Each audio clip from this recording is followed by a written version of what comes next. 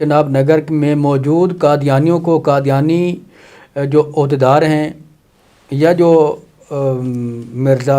Masroor and company ہے، آج اگر ان کو ان کے جو مکانات ہیں ان کے مالکانہ حقوق مل جائیں تو پھر دیکھتے ہیں کہ جناب نگر روا کے اندر کتنے قادیانی قادیانیت میں موجود رہتے ہیں۔ وہ تو مجھے بھی اس طرح میرے ساتھ بھی ایک واقعات ہو چکے ہیں کہ ادھر سے جناب نگر سے فیملیز ہیں قادیانی، انہوں نے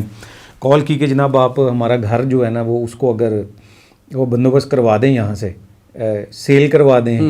اور کروا دیں تو ہم نہ اعلان کر دیتے ہیں۔ ویسے ہم دل سے تو ہو گئے ہیں لیکن ہم اعلان نہیں کر سکتے۔ بہت سارے لوگ آج قادیانیت کے اندر کیوں دبے ہوئے ہیں؟ اس وجہ سے دبے ہوئے ہیں کہ اگر وہ وہاں سے نکلنا بھی چاہیں اور کسی قادیانی خاندان کا کسی ناظر کو پتہ چل جائے کہ یہ اب قادیانیت کو چھوڑنے کے لیے تیار ہے تو ان کی جو عزتیں ہیں ان کے سکینڈل بنا کر ان کو یہ بلیک میل کرتے ہیں۔